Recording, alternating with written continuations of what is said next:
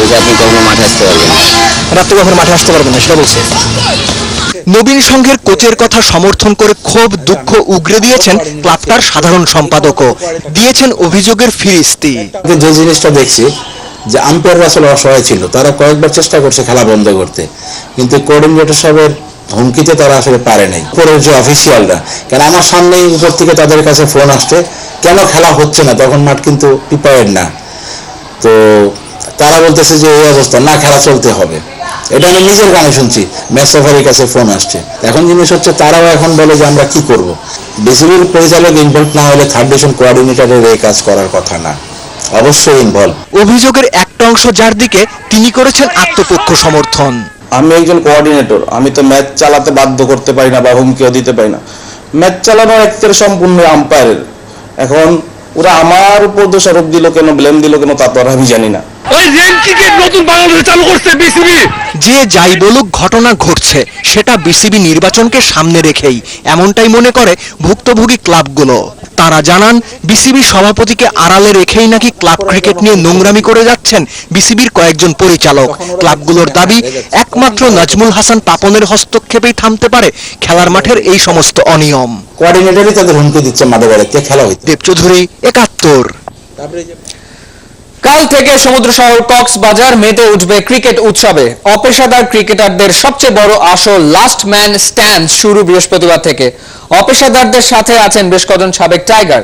আয়োজকদের আশা খেলা হবে জমজমাট। কক্সবাজার থেকে আরো জানাচ্ছেন মাহদি হাসান। অপেশাদার ক্রিকেটারদের সবচেয়ে বড় প্ল্যাটফর্ম লাস্ট ম্যান স্ট্যান্ডস শুরুর সময় থেকে পেরিয়ে গেছে এক যুগ। বিশ্বজুড়ে ভীষণ জনপ্রিয় এলএমএস। বাংলাদেশ অবশ্য এই ফরম্যাটের পথ চলা শুরু বছর তিনেক আগে।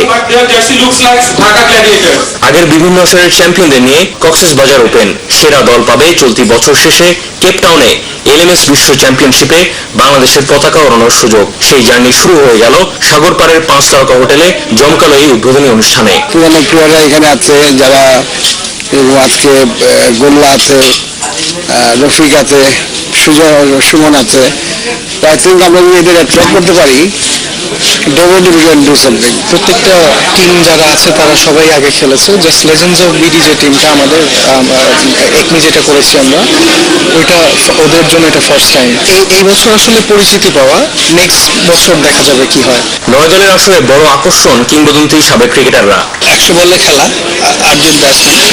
তো এখানে কিছু নিয়ম কারণ আছে যেটা মানুষের বুঝলে যখন আসবে তখন এটা দেখবেন অনেক ইন্টারেস্ট থাকবে। লাস্ট ম্যান স্ট্যান্ডসের কক্সবাজার পর্বের শুরু বৃহস্পতিবার।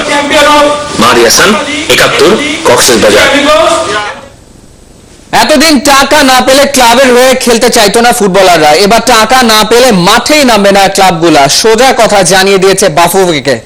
বকেয়া তো মেটাতে হবে। ফেডারেশন কাপের অংশগ্রহণ ফি 10 লাখ টাকা না করলে টুর্নামেন্টে অংশ নেবে না 7 ক্লাব। ওদের দাবির মুখে বৃহস্পতিবার জরুরি সভা ডেকেছে বাফুফে। উপলব্ধি রিপোর্ট। শেখ জামাল ধানমন্ডি ক্লাবের গভর্নিং বডির চেয়ারম্যান মঞ্জুর কাদের ক্লাব সমিতির ব্যানারে দেশের ফুটবলের শীর্ষ 6টা ক্লাবের বড় কর্তাদের সঙ্গে জরুরি বৈঠক করেছেন গত সোমবার। বাফুফের উপর মহাবিরক্ত তারা।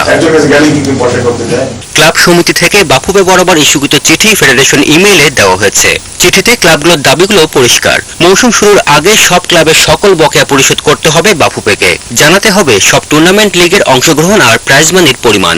3 নম্বর কন্ডিশন, ঢাকার বাইরে খেলা হলে প্রতিটা ক্লাবকে ম্যাচ প্রতি 5 থেকে 7.5 লাখ টাকা দিতে হবে বাফুফেকে।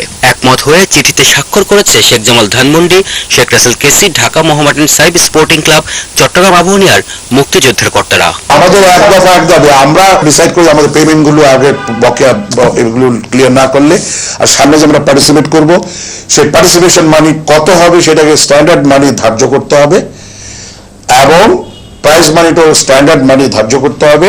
আমাদের নিয়ে বসে নেগোশিয়েট করে দেন সেই পয়সাটা কিভাবে দিবে। বাফুফের কাছে এক শেখ জামাল ধানমন্ডির পাওনায় প্রায় কোটি টাকা। অন্য ক্লাবগুলো পাবে কোটি টাকার কম কিংবা বেশি। আর্থিক সংকটের কারণে 3 মাস ধরে ঝুলে আছে বাফুফের স্টাফদের বেতন।